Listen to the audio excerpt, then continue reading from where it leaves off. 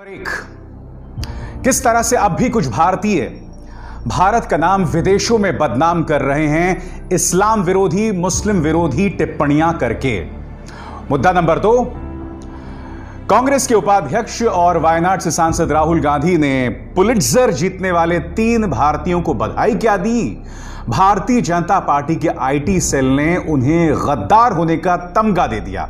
क्यों, हम उसकी चर्चा करने जा रहे हैं। और मुद्दा नंबर 3, प्रधानमंत्री ने अपने बयान में जो नाम समिट को उन्होंने एक बयान दिया, उसमें कहा कि आज हम फेक न्यूज और झूठे वीडियोस का शिकार हैं, मगर काश प्रधानमंत्री आप अपने देश की मीडिया पर भी गौर करते।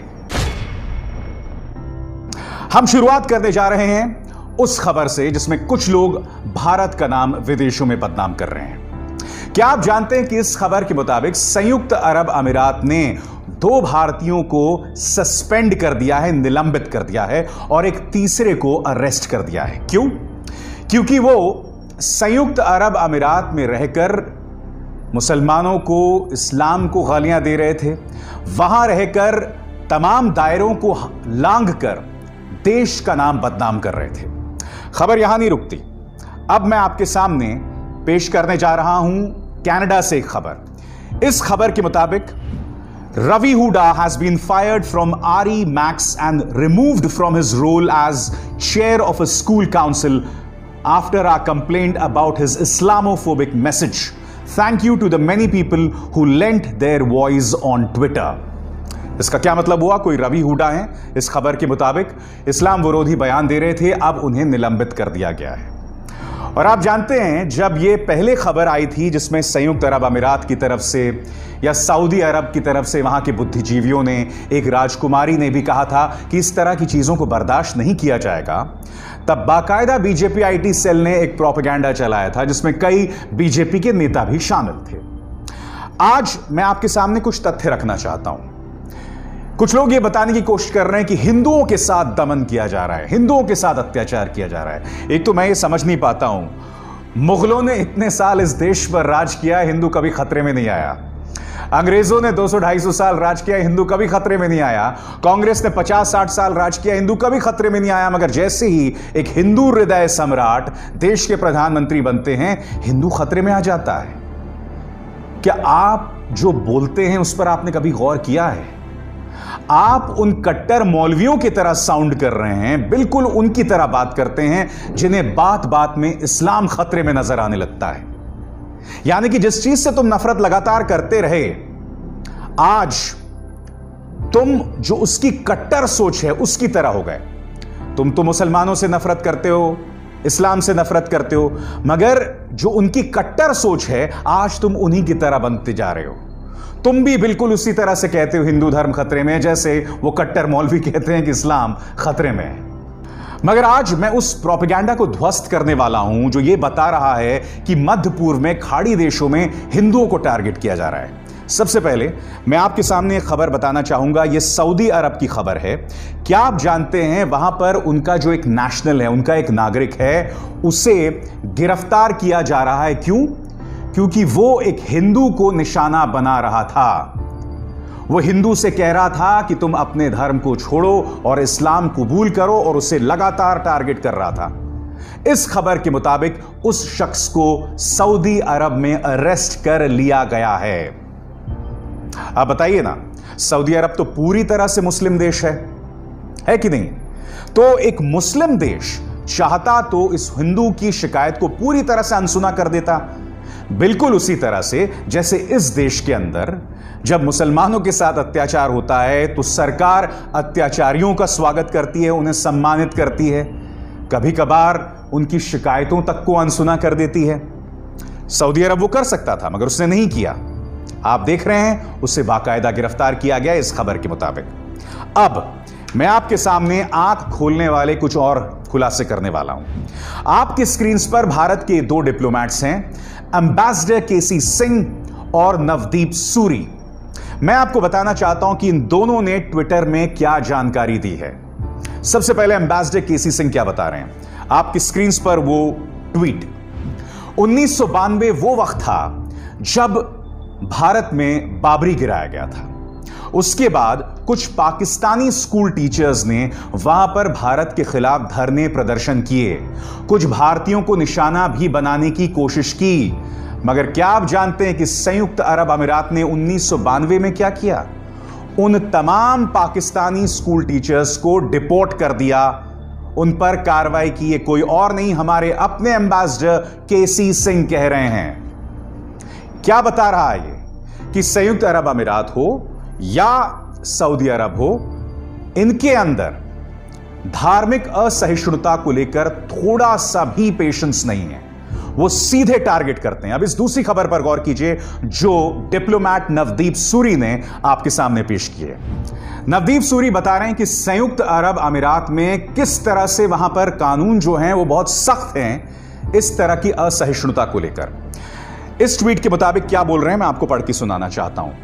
And then there were thousands of Egyptians deported for suspected Muslim Brotherhood affiliation post 9/11 and again after the Arab Spring.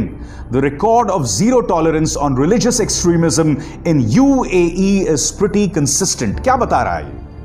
Navdeep Suri यहां पर यह कह रहे हैं कि संयुक्त अरब अमीरात ने किस तरह से मुस्लिम ब्रदरहुड से जुड़े कई कट्टर लोगों को वहां से प्रत्यर्पित कर दिया था, देश से बाहर कर दिया था, क्योंकि 9/11 के बाद ये लोग कट्टर रवैया अपना रहे थे। तो आज मैं आपसे सवाल पूछना चाहता हूं कि जब कनाडा ये काम कर सकता है, संयुक्त अरब अमीरात ये काम कर सकता है, ये तमाम देश ये काम कर सकते हैं, तो भारत को किसने रोका? हम तो सर्वधर्म समभाव की बात करते हैं कि सभी धर्म समान हैं। हम तो वसुदैव कुटुंबकम की बात करते हैं कि पूरा दुनिया जो है, पूरी दुनिया मेरा परिवार है। ये सब हमारे धर्म का हिस्सा है। तो हम अपने हिंदू धर्म को क्यों भूल रहे हैं? आखिर क्या हो रहा है कि हम हिंदू धर्म की जो असल सोच है उससे खुद को जुदा करते जा रहे हैं, वो भी एक ऐसे वक्त जब इस देश में हिंदू हृदय सम्राट का राज है। आज ये सवाल क्यों ना पूछे जाएं, बताइए। बात प्रधानमंत्री की हो रही है तो मैं आपको बताना चाहूंगा कि नाम में समिट हुई और प्रधानमंत्री ने यह बयान दिया जिसमें उन्होंने कहा कि जो नकली खबरें हैं, नकली वीडियोस हैं, वो हमारे लिए आज की तारीख में बहुत मुश्किल का काम कर रहे हैं। क्या कहा प्रधानमंत्री ने, पहले आप सुनिए। Even as the world fight कोविड-19, some people are busy spreading other deadly viruses such as terrorism, such as fake news and doctored videos to divide communities and countries. प्रधानमंत्री, मुझे आपकी बात बहुत अटपटी सी लगती है। इस देश के अंदर पिछले कुछ अरसे से, खासकर जब से हम कोरोना संकट का सामना कर रहे हैं, हमारे देश का मुख्य धारा का मीडिया लगातार झूठी खबरें प्रचार और प्रसार कर रहा है और इसका एक्सपोजे किसी और ने नहीं बल्कि हमारी अपनी पुलिस ने किया। उत्तर प्रदेश पुलिस ने, योगी की उत्तर प्रदेश पुलिस ने न जाने कितनी ढेरों मिसालों के जरिए यह एक्सपोज किया है कि चाहे ANI हो, न्यूज 18 हो, न्यूज 24 हो, ये तमाम चैनल, जी न्यूज हो, झूठी खबरों का प्रचार प्रसार कर रहे हैं। स्क्रीनशॉट में देखिए, न्यूज 18 अपडेट दे रहा है कि किस तरह से उन्होंने गलत खबर चलाई थी। कायदे से इन्हें माफी मांगनी चाहिए थी। अब मैं चाहता हूं कि आप टाइम्स नाउ की इस खबर पर गौर कीजिए। टाइम्स नाउ की इस खबर के मुताबिक government sources only Kerala, Rajasthan and Maharashtra made the migrants पे फॉर रेलवे टिकट्स। यानी कि एक और सरकारी प्रोपेगेंडा कि सिर्फ केरला, राजस्थान और महाराष्ट्र ही जो गरीब मजदूर हैं जो वापस अपने घर जा रहे हैं उनसे पैसे ले रहे हैं। इनकी हकीकत दिखाने की कभी हिम्मत नहीं होने वाली है। और ये जो गवर्नमेंट सोर्सेस का इस्तेमाल न्यूज चैनल्स कर रहे हैं ना, ये बहुत ही शर्मनाक है। मैं आपको आगे भी बताने वाला हूं। सबसे पहले मैं आपको सुनवाना चाहूंगा कि गुजरात के जो विधायक हैं जगदीश पटेल, वो खुद इस बात को स्वीकार कर रहे हैं कि किस तरह से उन्होंने जो मजदूर हैं, गरीब जो वापस जा रहे हैं, उनसे पैसे लिए। सुनिए। इधर से सब लोग पेमेंट करके जाएंगे, इधर पेमेंट नहीं करना है, वहाँ स्टेशन पे जाके उसका पेमेंट होगा। करीब 710 प्लस जो भी होता है, मैं समझता हूँ 750 जितना होगा, वो पेमेंट दे के वो जौनपुर तक जाएगा। अब आपके स्क्रीन पर अहमदाबाद मिरर की यह पड़ताल। अहमदाबाद मिरर ने करीब 20 लोगों से बात की और इन तमाम 20 लोगों ने इस बात की पुष्टि की कि उनसे पैसे लिए गए। आज ये तमाम मुद्दे जो मैं आपके सामने रखने की कोशिश कर रहा हूं, वो क्यों कर रहा हूं?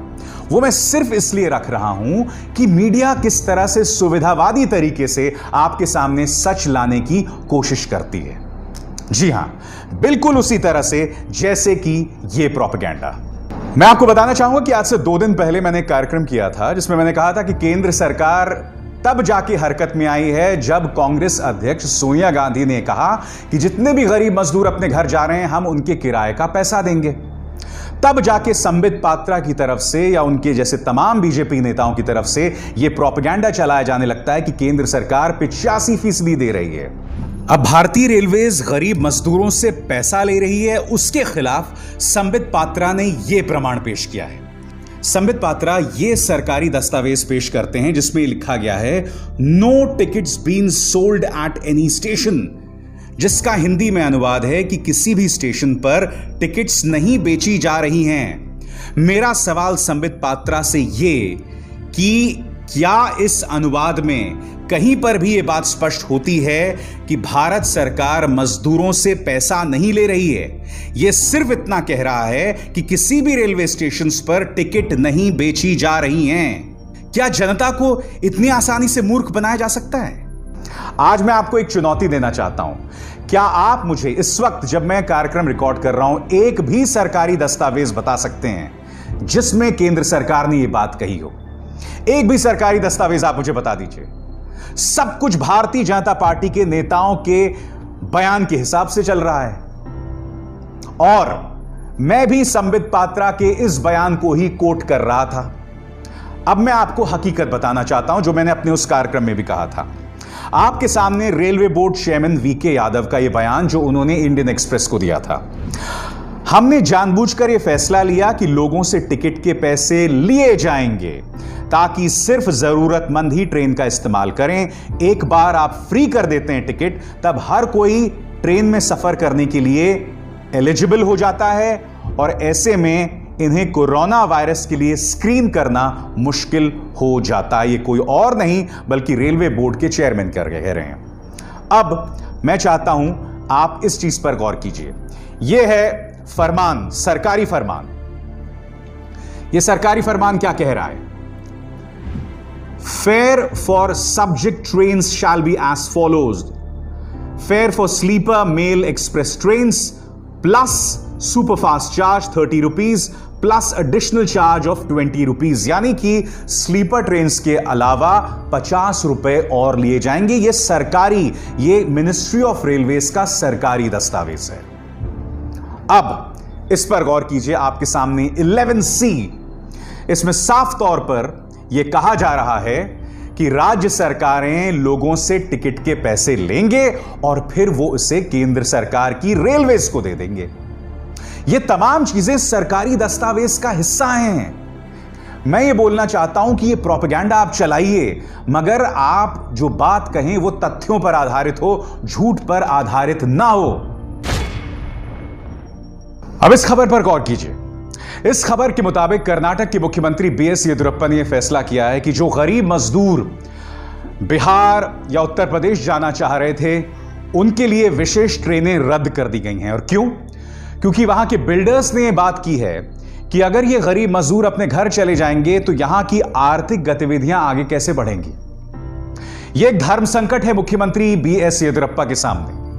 मगर जो सीधा सवाल यहां उत्पन्न होता है कि क्या आप गरीब मजदूरों को उनकी इच्छा के विरुद्ध रोककर रख सकते हैं, खासकर तब जब इन बिल्डर्स ने, इन औद्योगिक घरानों ने इन गरीब मजदूरों का ख्याल रखने के लिए ना पैसे दिए ना रोटी दी। आपको याद है तेलंगाना की वो तस्वीर जहां पर कई लोग जो हैं वो प्रदर्शन कर रहे थे। और क्यों प्रदर्शन कर रहे थे?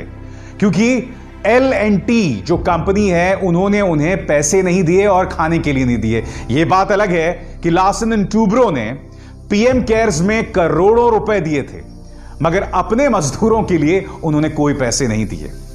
यह एक दोधारी तलवार है। मैं मानता हूं दोधारी तलवार है, मगर क्या मीडिया इस मुद्दे पर डिबेट करेगा? नहीं करेगा। मैं इस धर्म संकट को समझ रहा हूं दोस्तों, क्योंकि आपके सामने मुंबई पुलिस का यह ट्वीट। इस ट्वीट के अंदर मुंबई पुलिस ने अब गैर जरूरी चीजें और शराब की बिक्री पर फिर से रोक लगा दी है। अब दिक्कत क्या है, जैसे ही आप शराब की बिक्री पर रोक लगाते हैं तो एक बहुत बड़ा आर्थिक जरिया आपका खत्म हो जाता है, क्योंकि आप जानते हैं शराब की बिक्री से जबरदस्त पैसा आता है। गैर जरूरी चीजें अगर आपके घर में डिलीवर होंगी या बिकेंगी तो आप यह भी जानते हैं कि उससे जबरदस्त पैसा आता है। मगर सरकार के सामने जबरदस्त चुनौती है कि अगर वो इसे बंद नहीं करेंगे तो कोरोना और फैल सकता है। मगर जैसे कि आप जानते हैं कि प्रोपेगेंडा चलाना, झूठ बोलना Bharatiya Janata party IT cell का अभिन्न अंग है। इस वक्त ट्विटर के अंदर राहुल गांधी को गद्दार बता रही है बीजेपी आईटी सेल। क्यों? क्योंकि राहुल गांधी के इस ट्वीट के मुताबिक वो 3 भारतीयों को जो पुलिट्जर प्राइज मिला है उसकी बधाई दे रहे हैं। दरअसल इनमें से कश्मीरी भी हैं और उन्हें जो पुलिट्जर प्राइज मिला है वो इन तस्वीरों के लिए मिला है। अब इन तस्वीरों के हवाले से और खासकर पुलिट्जर प्राइज के साइटेशन में जो लिखा है उसके हिसाब से राहुल गांधी को गद्दार बताया जा रहा है। मगर मैं कुछ और पूछना चाहता हूं। मैं उस मुद्दे में पढ़ना ही नहीं चाहता हूं कि साइटेशन में क्या लिखा था, या दरअसल उन्हें यह पुलिट्जर मिलना चाहिए था या नहीं, या देश का अपमान हुआ है कि नहीं। जब रवीश कुमार को मैग्सेसे अवार्ड मिला था तब क्या प्रधानमंत्री नरेंद्र मोदी ने एक शब्द कहा था, या सूचना और प्रसारण मंत्री प्रकाश जावड़ेकर ने उन्हें बधाई दी थी? क्यों नहीं दी थी? रवीश कुमार तो गद्दार नहीं है ना। रवीश कुमार मेरे जैसे कुछ अन्य पत्रकारों की तरह इस सरकार से सवाल पूछते हैं। उनका सिर्फ इतना गुनाह है, उन्हें एक प्रतिष्ठित पुरस्कार मिला मगर इस सरकार ने मुंह तक नहीं खोला। दिक्कत क्या है मैं बताता हूं तुम लोगों के साथ। 2 रुपए प्रति ट्वीट पर बिकने वाले बीजेपी आईटी सेल के गुर्गों, तुम्हारी जहनियत, तुम्हारी सोच जो है ना वो बहुत छोटी है। जी हां, इसके अलावा और कुछ नहीं है। सच यह है कि तुम हकीकत का सामना नहीं करना चाहते हो। दिक्कत यह है तुम्हारे साथ, और कुछ नहीं। खैर, जाते जाते मैं एनडीटीवी के एक पत्रकार सोहित मिश्रा के ट्विटर टाइमलाइन पर इन 2 ट्वीट्स की चर्चा करना चाहता हूं। आपके स्क्रीन्स पर यह गर्भवती महिला, आज इसके पास पैसे नहीं है, खाने को नहीं है और ये वापस अपने घर जाने की कोशिश कर रही है। इसकी हालत बहुत बदतर है। आज आपको खुद से सवाल पूछना चाहिए कि ये जो गरीब, ये जो गर्भवती महिलाएं जो अपने बच्चों को कंधे पर रखकर आज की तारीख में जो अपने घर का रुख कर रही हैं, इसका जिम्मेदार कौन है?